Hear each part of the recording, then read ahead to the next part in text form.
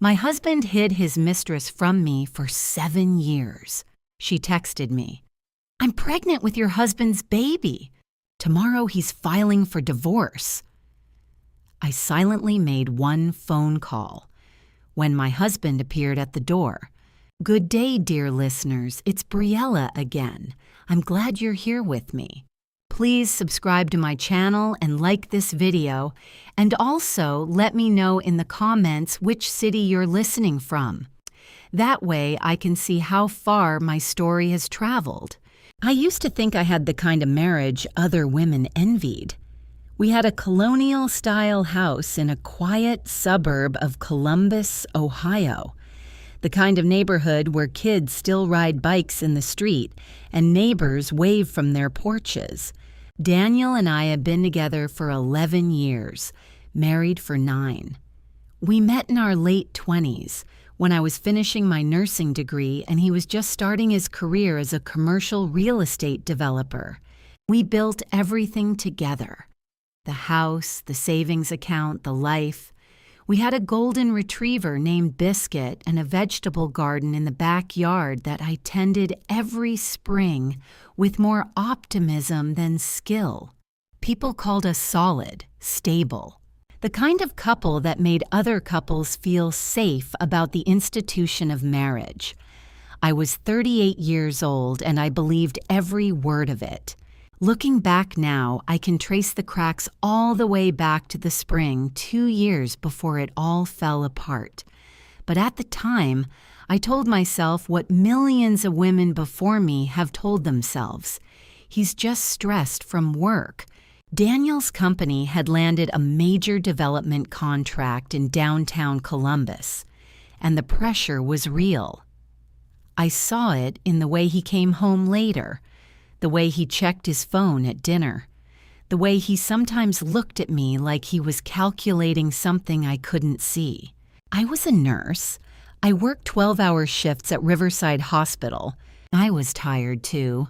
We were both tired. I thought that was just what marriage looked like in your late 30s. But there were things I noticed that I filed away, the way you file away a bill you're not ready to open. He started going to the gym before work. Daniel had never been a morning person. In 11 years, I had never once seen him set an alarm before 7.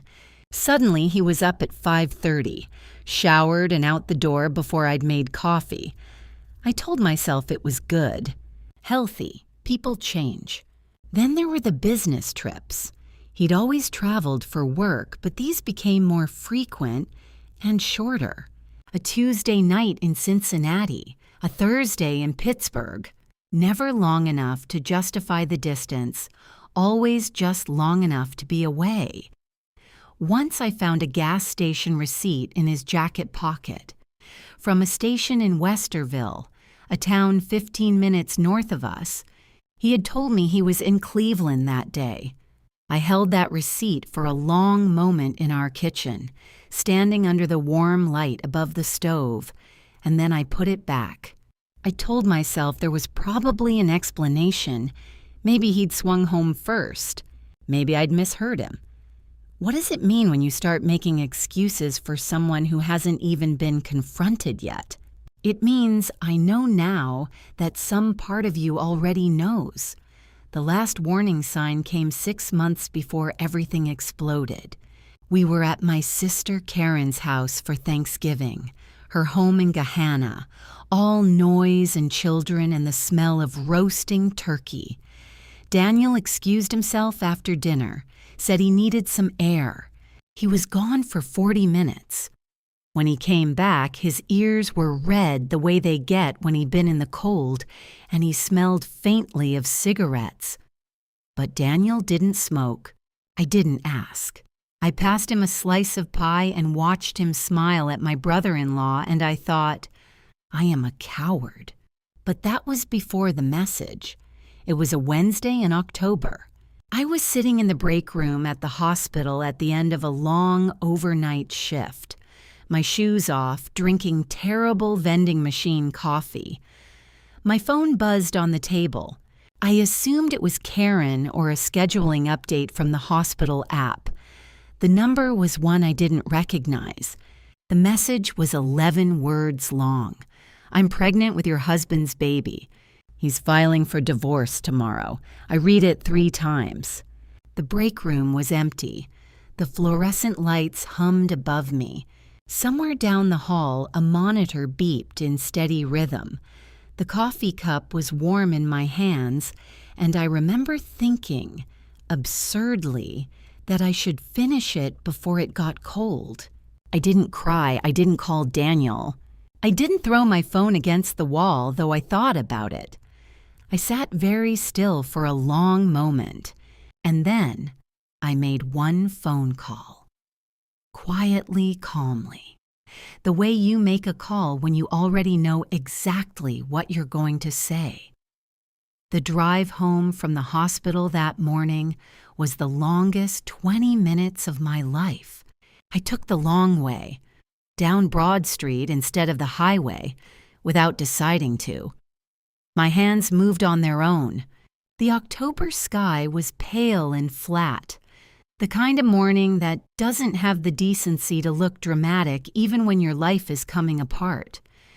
I passed the coffee shop where Daniel and I used to go on Sunday mornings. I passed the church where we'd attended a friend's wedding 2 summers ago, and Daniel had held my hand during the vows. I passed all of it like I was driving through a city that used to be mine. By the time I pulled into our driveway, I had stopped shaking. I sat in the car for a while before going inside. Biscuit would be waiting. He always waited by the door.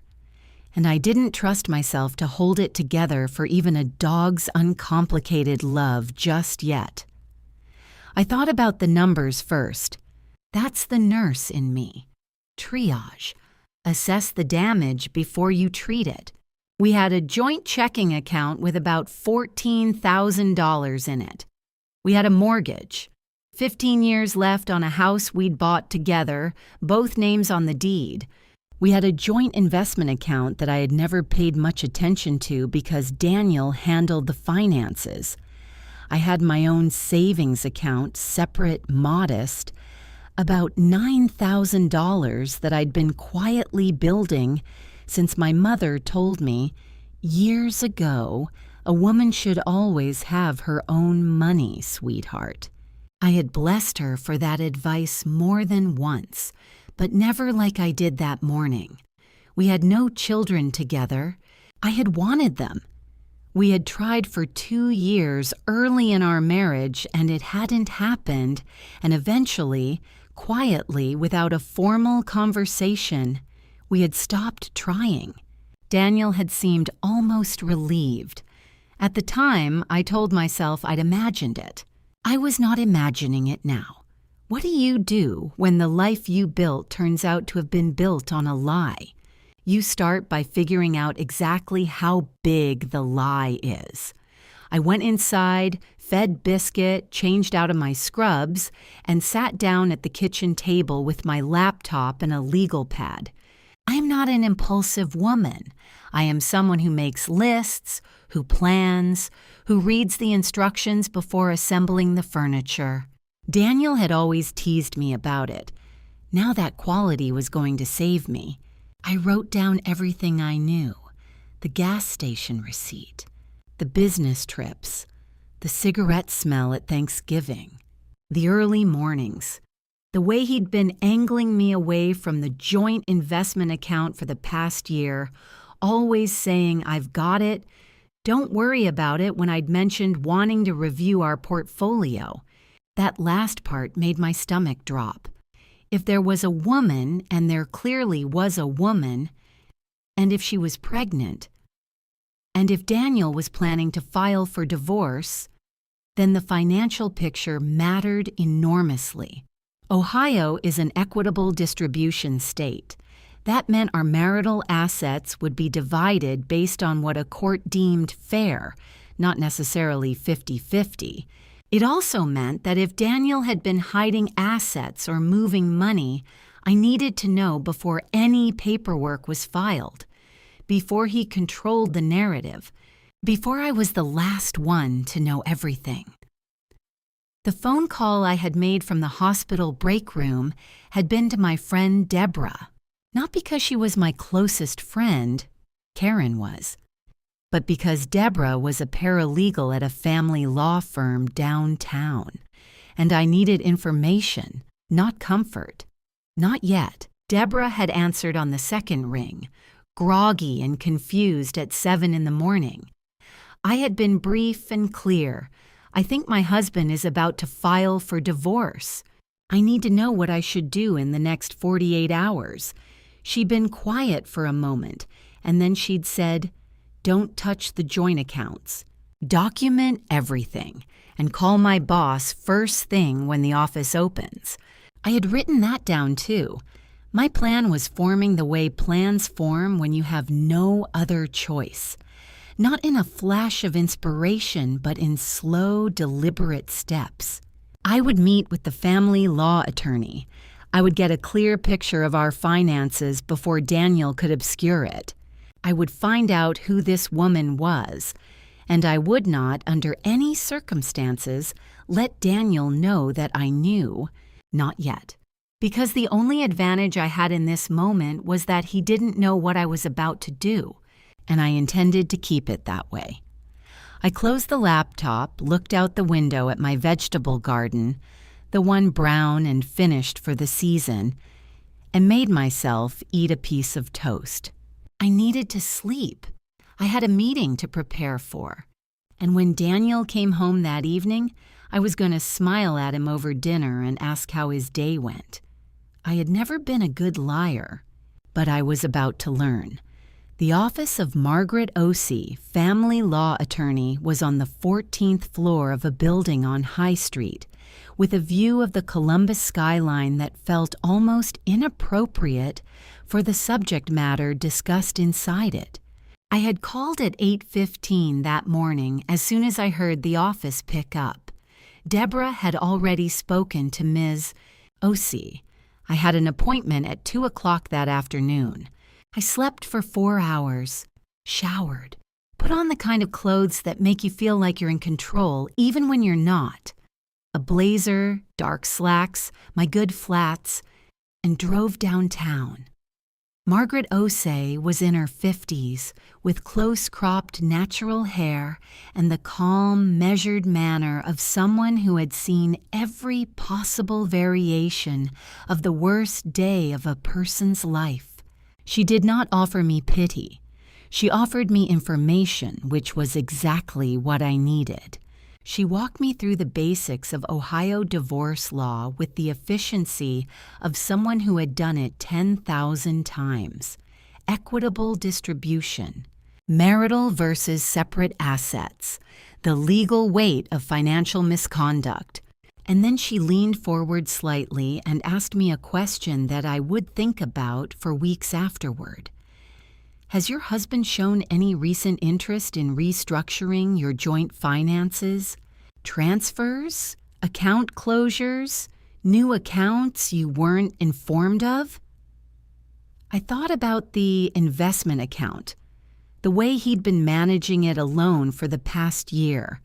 The time, 6 months ago, when I'd noticed a quarterly statement hadn't arrived in the mail and he'd said the firm had switched to digital and he'd handle it.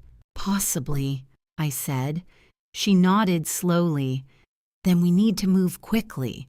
She referred me to a forensic accountant, a man named Gerald Park, who specialized in exactly this, finding money that people were trying not to be found. She also advised me, very clearly, not to confront Daniel until we had a complete picture. Right now, she said, information is your most valuable asset. Don't spend it early. I left her office feeling something I hadn't expected. Steadier. Is that what happens when you finally stop pretending? When you stop absorbing the lie and start dissecting it? I believe it is. I drove home and did something I had been avoiding. I went through the filing cabinet in Daniel's home office. We kept our important documents there, tax returns, insurance policies, the deed to the house. I had always been welcome in that office, but I had never spent much time in it. That was Daniel's domain. Another thing I had told myself was normal. The files were organized neatly. Daniel was always organized. I went through them slowly, photographed each page with my phone. Tax returns for the past 3 years, mortgage statements, the paperwork for the investment account. And then, in a hanging folder near the back, I found something that made my hands go cold. It was a lease agreement. A 1-year lease, signed 8 months ago for a 1-bedroom apartment in the Short North neighborhood. The leaseholder was Daniel. The address was not our home. There was a line for a co-signer, and the name there, the name I photographed 3 times to make sure I wasn't misreading it, was Kristen Halley, 32 years old. That was what the agreement listed under date of birth. Younger than me by 6 years. A real name, a real address, a real legal document with both their signatures. I sat on the floor of Daniel's office for a long moment. Not because I was surprised. Some part of me, the part that had been filing things away for 2 years, had known something like this was coming. But knowing and seeing are different things. Knowing is a shadow. Seeing is the thing casting it. I photographed the lease. I photographed the co-signer page. I put everything back exactly as I had found it, closed the filing cabinet, and walked out of that room. I fed Biscuit his afternoon meal, washed my hands at the kitchen sink, and looked out at the street where a neighbor was raking leaves in the gray October light. That evening, Daniel came home at 7. He kissed me on the cheek. He said he'd had a long day. He asked if I'd made dinner. I had. Chicken and roasted vegetables, his favorite. I sat across from him at our kitchen table and I watched him eat. And I thought about the name Kristen Halley, and about the apartment in the Short North, and about Margaret Osey saying, "Information is your most valuable asset." I smiled when he made a joke. I refilled his water glass, and I did not say a single word about any of it. 2 weeks after I found the lease, Gerald Park delivered his findings. I met him in a coffee shop near his office in Worthington. Neutral ground, as he put it. He was a quiet man with reading glasses and a manila folder, and he laid out what he'd found with the same affect as someone discussing the weather. In the past 14 months, Daniel had transferred a total of $63,000 out of our joint investment account. The transfers had been structured carefully, never more than $10,000 at a time, spaced far enough apart to avoid the kind of pattern that triggers automatic bank flags. The money had gone into an account, in Daniel's name only, one I'd never been told existed. Gerald had also found that Daniel had opened a second credit card, again in his name only, with a balance that told a very clear story. Restaurants, jewelry stores, a weekend at a resort in Hocking Hills. 11 months of a life I hadn't known about. "This will matter significantly in court," Gerald said, sliding the folder toward me. "Financial misconduct of this nature, documented, affects equitable distribution." I nodded. My hands were folded on the table. I felt very calm. What do you feel when you see the arithmetic of your own betrayal? When you can count, in dollars and dates, how long someone has been lying to you? I felt clear. That is the only word for it. I had already authorized Margaret Osey to begin preparing the divorce filing. It would be ready within the week. I had opened a new individual account at a different bank and moved the $9,000 from my private savings into it. along with my direct deposit from the hospital. I had photographed everything, every document, every transfer record, and stored copies on a cloud account that Daniel didn't know existed, and emailed copies to both Margaret and Karen for safekeeping. I was 4 days away from having the papers served when Kristen Halley called me. I didn't know it was her at first. It was a number I'd seen only once, the same number that had texted me in the hospital break room.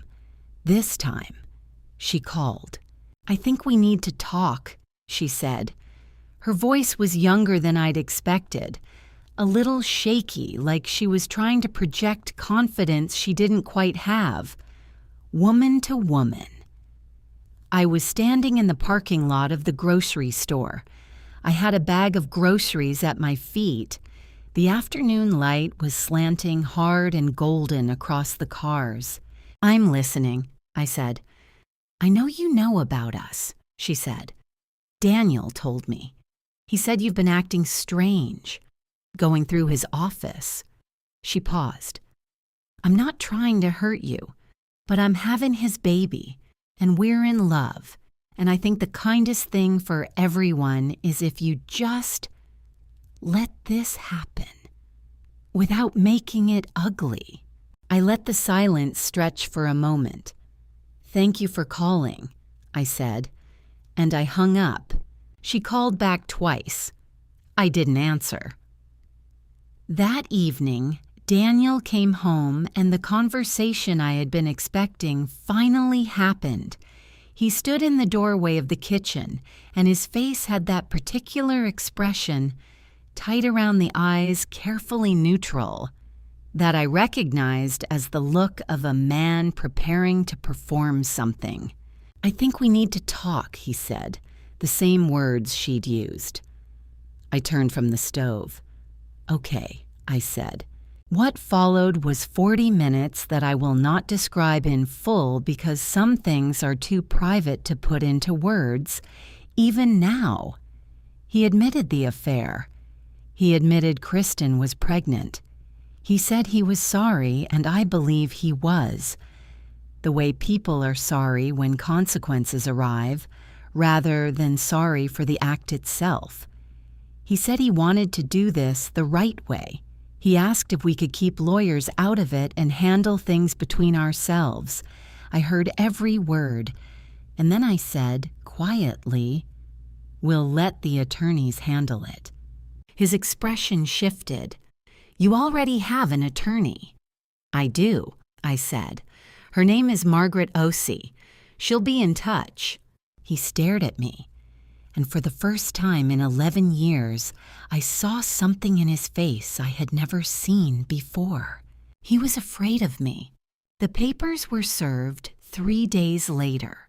Within 48 hours, I received a furious call from Daniel, not asking, demanding, that I drop the forensic accounting findings from the filing. Kristen was in the background. I could hear her voice, tight and urgent. I let the call go to voicemail, then I forwarded it to Margaret. I took that Friday off work. I drove to Hocking Hills, the same resort that had appeared on Daniel's credit card statement, and I sat by the water and I let myself feel, for the first time, all of it, the grief and the rage, and underneath both, something that felt almost like relief. I gave myself the weekend, just the weekend. On Monday, I went back to work. The offer came on a Tuesday afternoon, 12 days after the papers were served. Daniel's personal attorney, a man named Richard Calder, who had apparently been brought in sometime after my filing, sent a formal letter through Margaret's office. The letter was professionally worded, which made its content no less remarkable.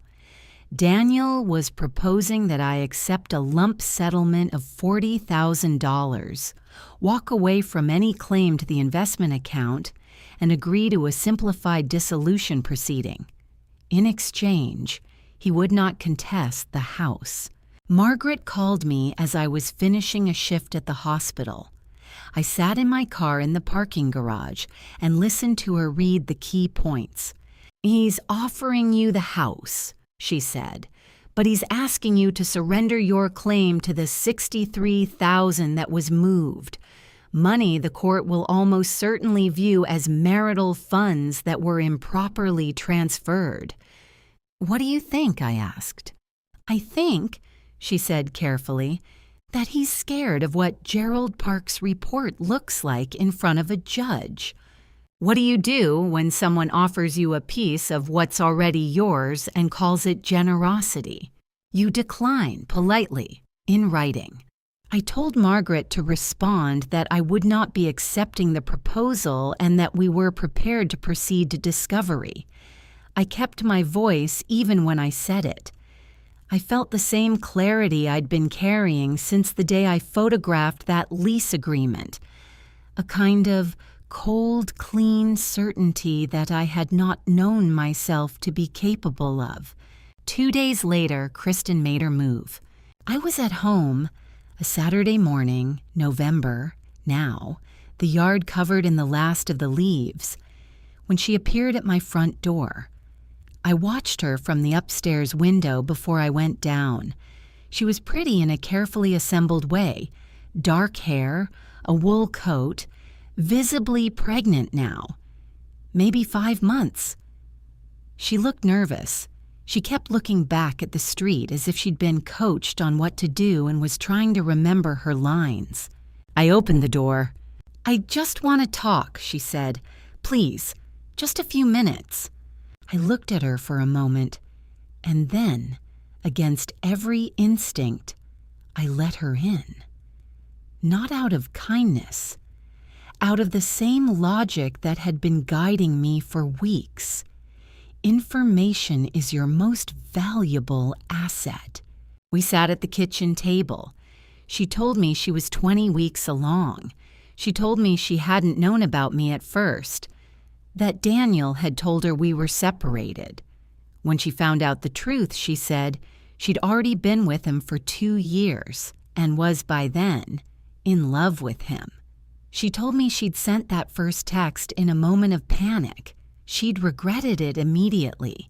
She cried. I handed her a tissue and said nothing. Then she said something that told me everything I needed to know. If you push this in court, if you make this ugly, Daniel says it could affect his business, his income, which means it would affect our child's future. You don't want to hurt an innocent child, do you? There it was. I appreciate you coming, I said, standing, but I think you should go. She looked at me, startled. That's all you have to say? That's all, I said. I walked her to the door. After she left, I stood in the kitchen for a long time. Biscuit pressed against my legs, sensing something he couldn't name. Outside, the November light was thin and gray. I thought about who I had been a month ago. The woman who filed bills away unread, who made excuses for unexplained receipts, who passed the pie at Thanksgiving without asking questions. And I thought about who I was now. That weekend, I drove to Karen's house. We sat in her kitchen until midnight, the same kitchen where Daniel had disappeared for 40 minutes at Thanksgiving. And I told her everything, all of it. She cried. She was furious. She wanted to call Daniel right then and tell him exactly what she thought of him. I talked her down. What I needed from Karen was not her anger, though it was gratifying. What I needed was her to remind me that I was still a whole person, that the woman Daniel had underestimated, the one who made lists and grew vegetables and worked 12-hour shifts and had, quietly and without drama, built a case that was going to take his financial misconduct in front of a judge, was someone worth being. She reminded me, and I drove home steadier than I'd arrived. They came together. That was what I hadn't expected. It was a Sunday afternoon in late November, 3 weeks before the first court date. I was in the kitchen making soup, lentil, something steady and warm, when the doorbell rang. I looked through the side window and saw Daniel's car in the driveway, and beside him, on the front step, Kristen. What do you do when your husband and his pregnant girlfriend show up at your door on a Sunday afternoon? You consider not answering, and then you open it because you need to see what they're about to do. Daniel was wearing the charcoal coat I had given him 2 Christmases ago. He looked tired but composed. Kristen stood slightly behind him, her hand resting on her stomach in that unconscious way that women in late pregnancy carry themselves. She was wearing an expression I can only describe as rehearsed concern. They looked, standing there together on my front step, like a photograph of something I was supposed to accept. I did not accept it, but I let them in. We wanted to talk, Daniel said, in person, without attorneys. I stepped back and let them into the entryway. I did not invite them further into the house. We stood in the narrow hall between the front door and the staircase. My staircase in my house, with my dog watching from the top step like a quiet sentinel. "We're not here to fight," Kristen said quickly, as if she'd been instructed to say it early. "We genuinely want to find a way through this that's fair to everyone." Daniel spoke then, his voice lower, more careful. He said he understood that I was angry. He used the word angry, as if what I had been doing for the past 2 months was an emotional reaction rather than a legal strategy. He said he knew he had hurt me, and that he was truly sorry for the way things had happened. He said he wanted to handle the divorce as adults. He said the word adults twice. I noticed that.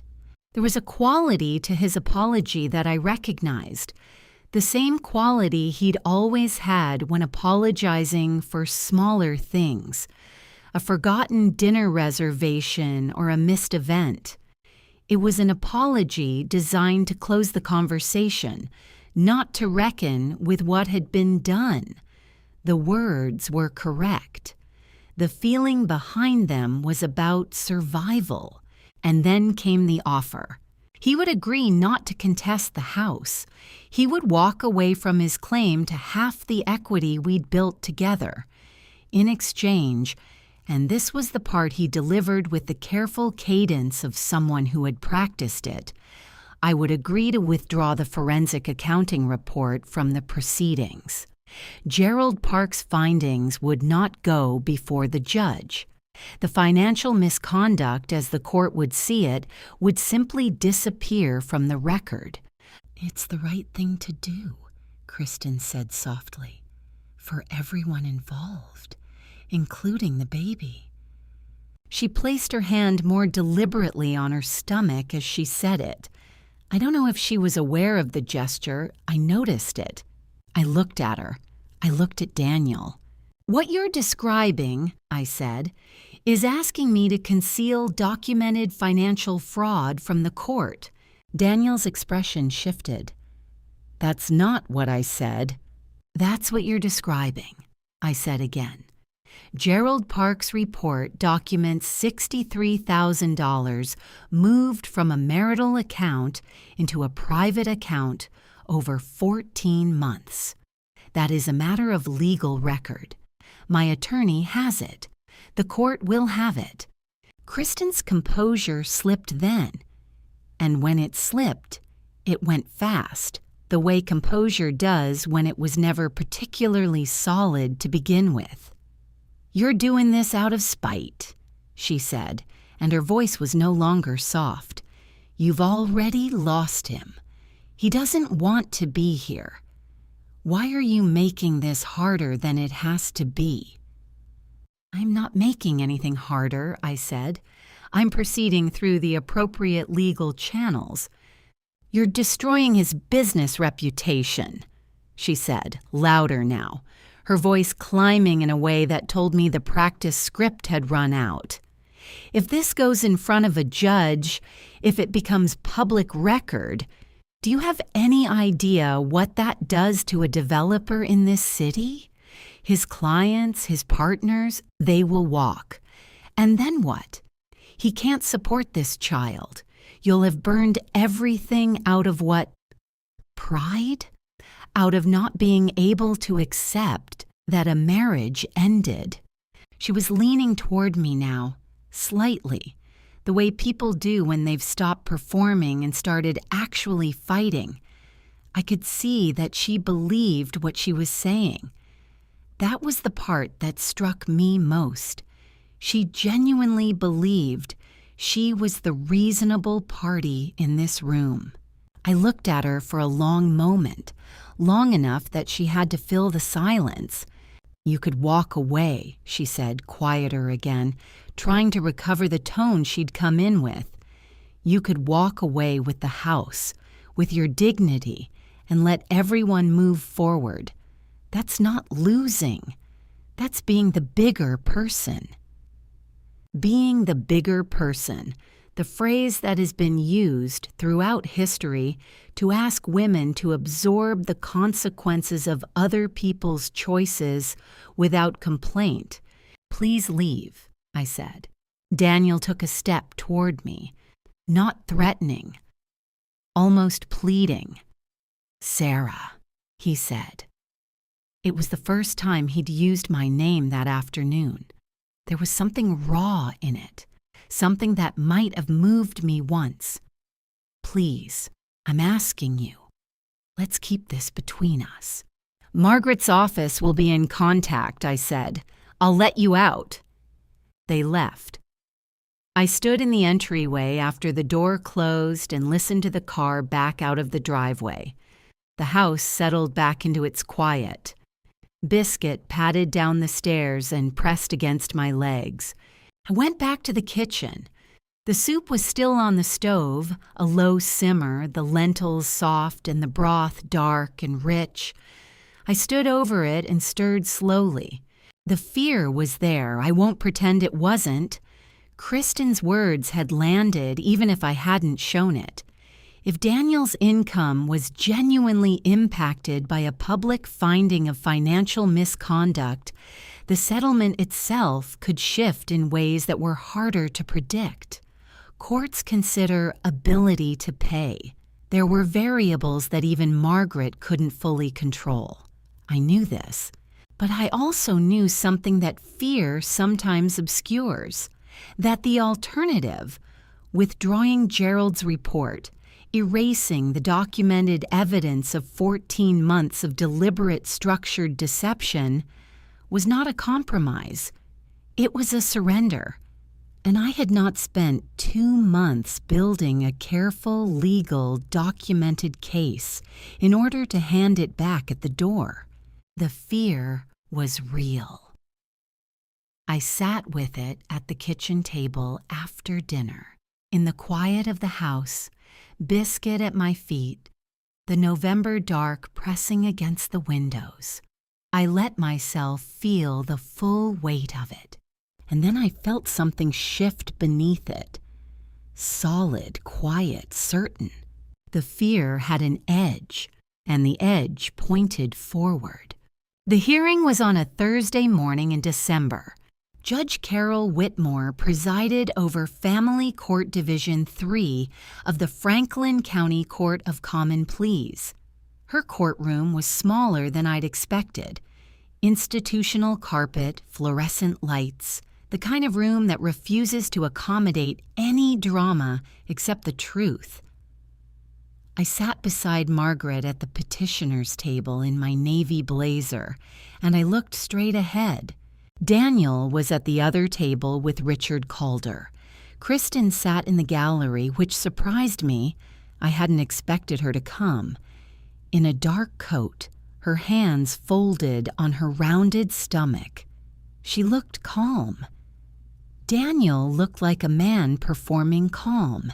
The first portion of the hearing was procedural, filings reviewed, timelines established, the basic architecture of the marriage and its dissolution laid out in the flat language of legal documents. Richard Calder presented Daniel's position that the marriage had broken down irreconcilably, that Daniel was willing to be fair, that the financial matters could be resolved equitably and privately without the court needing to intervene in matters of business operation. Then Margaret stood. She presented Gerald Park's report in full. Every transfer, every date, every amount, $63,240, moved in 14 structured transactions over 14 months. She presented the second credit card, the restaurants, the resort, the jewelry. She presented the lease agreement for the Short North apartment, signed by Daniel and co-signed by Kristen Halley 8 months before Daniel had admitted the affair to me, in a kitchen where I had just cooked his dinner. What does it look like when a lie is laid out in full daylight? It looks like paperwork, cold, precise, irrefutable paperwork. Judge Whitmore reviewed each exhibit without visible reaction, which I found more reassuring than any expression would have been. Richard Calder objected, twice.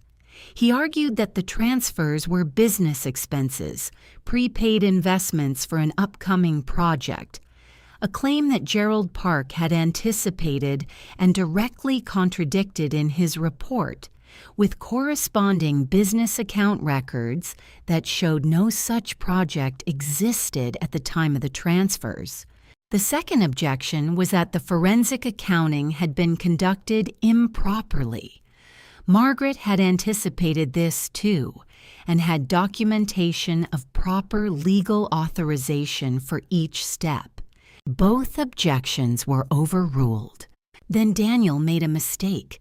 Judge Whitmore asked him directly whether he had informed his wife of the existence of the private account prior to separation proceedings. It was a simple binary question, yes or no. Daniel said, "She had access to all of our financial information." The judge asked the question again, more precisely. Had he told me about this specific account? Daniel said, "Our finances have always been a shared matter." The judge looked at him for a moment. Then she made a note. It was the look of a woman who has heard 10,000 variations of the same evasion and is no longer surprised by any of them. Richard Calder leaned toward Daniel and said something I couldn't hear. Daniel's jaw tightened. Then Kristen did something no one had expected. From the gallery, she spoke. Just 2 words. "He promised," before catching herself and falling silent. Every head in the room turned. Judge Whitmore looked at her over her glasses with an expression that required no translation.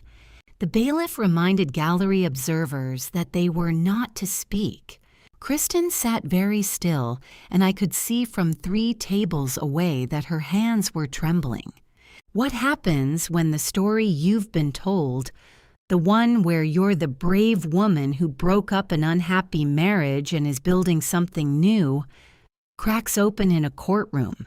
I don't know what she felt in that moment. I know only what I saw on her face. It was the first time I had ever pitied her. The hearing concluded with Judge Whitmore ordering a full financial disclosure from Daniel within 30 days, reserving judgment on the equitable distribution of marital assets pending review of the forensic accounting report. She also issued a temporary restraining order on the private account. Daniel could not touch those funds until the court made its determination. Daniel looked at Richard Calder when she said it. Richard's expression was professionally neutral, but he was writing fast. I looked straight ahead. Margaret put her hand briefly on my arm, just for a moment, just enough. Outside the courthouse in the cold December air, I stood at the top of the steps and looked out at Columbus, and I thought about the morning in the hospital break room, the 11-word text, the terrible vending machine coffee, the choice I had made, quietly, in the fluorescent silence of that room. I breathed in the cold air, and I went to get lunch. The final divorce decree was issued in March, 4 months after the December hearing. Judge Whitmore's ruling was detailed, measured, and, in the language of the law, unambiguous. The $63,000 that Daniel had moved out of our joint investment account was deemed marital property that had been improperly transferred. It was to be returned in full and factored into the equitable distribution of assets.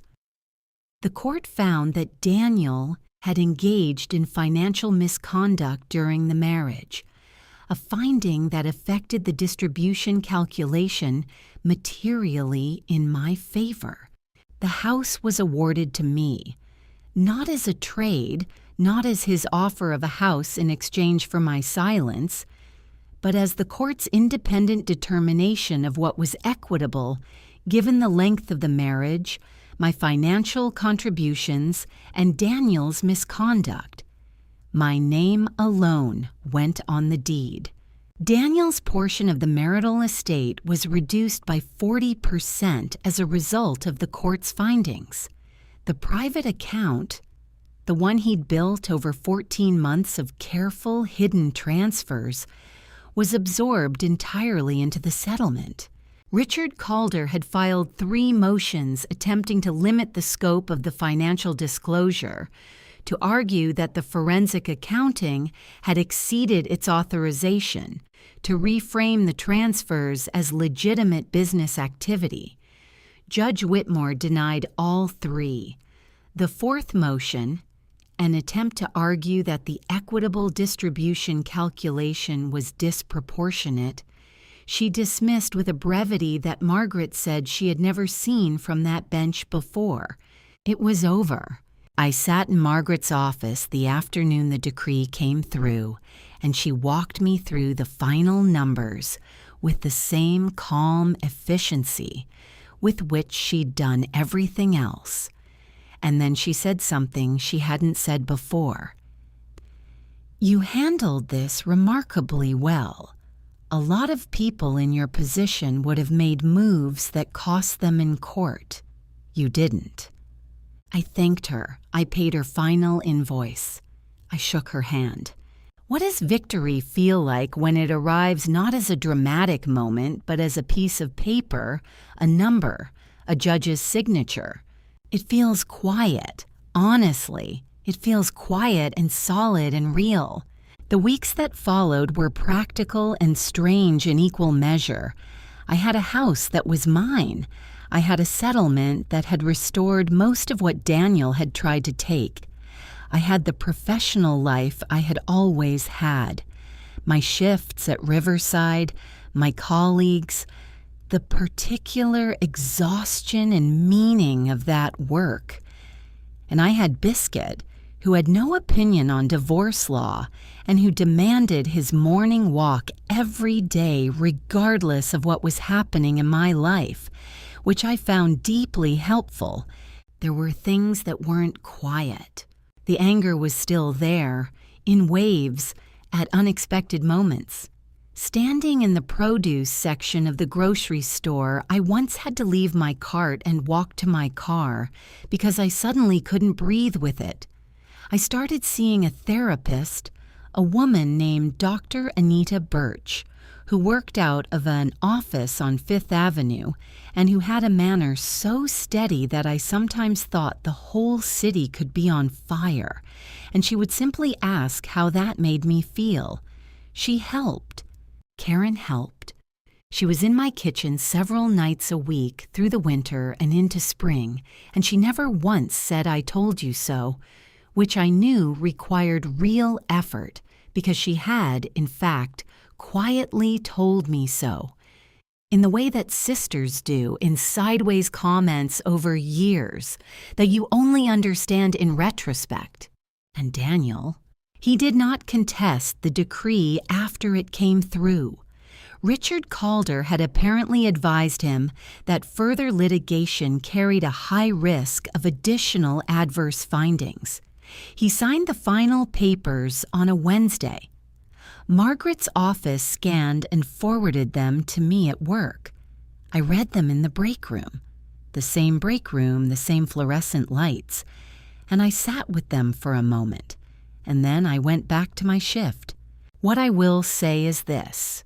In the months following the ruling, Daniel's business did face scrutiny.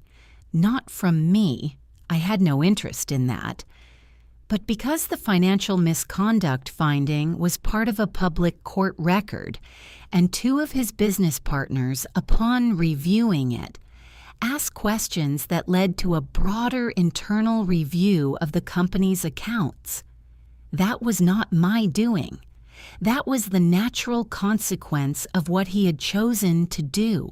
I did not feel satisfaction at that, or at least I tried not to. I mostly succeeded. By the following autumn, a full year after the October morning when I'd read 11 words in a hospital break room and had my life split open, I was living in what I could only honestly describe as my own life. Not a rebuilt version of what I'd had, something new. The house was mine, and I had let it become mine. Slowly, in the specific and private way that spaces change when they belong entirely to one person. I painted the living room a shade called Dusty Sage that Daniel had always vetoed. I rearranged the furniture. I bought a new couch, a soft, wide one in cream linen that took up more space than I had any practical need for, and which I loved completely. Biscuit approved. I planted the spring garden with more intention than I had in years. Tomatoes and peppers, and for the first time, herbs. A whole section of basil and rosemary and thyme that made the back porch smell extraordinary on warm evenings. At work, I had taken on a charge nurse role, a position I'd been offered twice before and twice declined, because Daniel had always subtly discouraged it, framing it as more stress than it was worth, more hours, less peace. Without that voice in my head, I discovered that I wanted it. I was good at it. The extra responsibility grounded me in a way I hadn't expected. I went to Dr. Birch every other week. I was sleeping through the night again by February. By summer, I had, and I want to say this carefully because it isn't a simple thing, begun to feel something like lightness. I wasn't looking for anyone. I went on 2 dates over the course of the year, both arranged by friends with the well-meaning energy of people who believe that recovery is best accelerated by dinner. Both were perfectly pleasant and led nowhere, and I came home from each of them grateful to be in my own company. I was 40 years old. I had my house, my work, my garden, my dog, my sister, and myself. That was, I found, quite a lot. What does it mean to be happy after a thing like that? It means you discover, with something approaching surprise, that the happiness isn't despite the hard thing. It grew out of it. It was paid for. Now, Kristen. I know about her situation because Karen knows someone who knows someone. The casual, inevitable information network of a mid-sized city. I did not seek this information out, but I did not turn away from it either. The baby was born in February. A boy. I will not say his name here, because he is innocent of all of it, and whatever his parents did, he deserves privacy. I hope he is healthy and loved. I mean that. What I can say is that Kristen and Daniel's relationship, which had begun with such passionate certainty, the texts, the secret apartment, the pregnancy that was going to force everyone's hand, did not survive the year. The business review following the divorce proceeding had real consequences. 2 of Daniel's major development partners withdrew from a joint project, citing concerns about the financial misconduct finding. The company did not collapse, but it contracted significantly. Daniel had to let go of 2 staff members and scale back to a smaller office. The income that had supported the lifestyle Kristen had entered the relationship believing she was stepping into, the restaurants, the resort weekends, the easy spending, was no longer there. She had left her job at a marketing firm to be with him. When the relationship ended, she had a 4-month-old, no job, and a lease on a 1-bedroom apartment in the short north that she could not comfortably afford alone. The co-signed lease that had once been evidence in a divorce proceeding was now just a financial obligation. I know this not because I followed it, but because it is the nature of choices to have consequences that don't stop at the edge of a courtroom. I don't feel triumph when I think about Kristen. I feel something closer to sorrow. For her, for the child, for the version of herself she apparently believed in when she sent that text to a stranger's phone. She'd been promised something that was built on someone else's loss. And when the foundation gave way, she fell too. I feel nothing really when I think about Daniel, or almost nothing. Sometimes, on a Sunday morning, I make coffee and stand at the kitchen window and feel the precise shape of the absence where he used to be, and I am surprised every time to find that the shape is not as large as it once was. It keeps getting smaller. Here is what I learned. Information is power, but only if you're willing to act on it. Silence isn't peace. Sometimes it's just postponed pain. And the most dangerous thing a person can be underestimated as is a quiet woman who keeps good records. If you had received that text, 11 words, an unknown number, a hospital break room, what would you have done? I'd love to know. Leave a comment below, and if this story stayed with you, please subscribe. There are more out there, and every one of them is true in the ways that matter. Thank you for listening.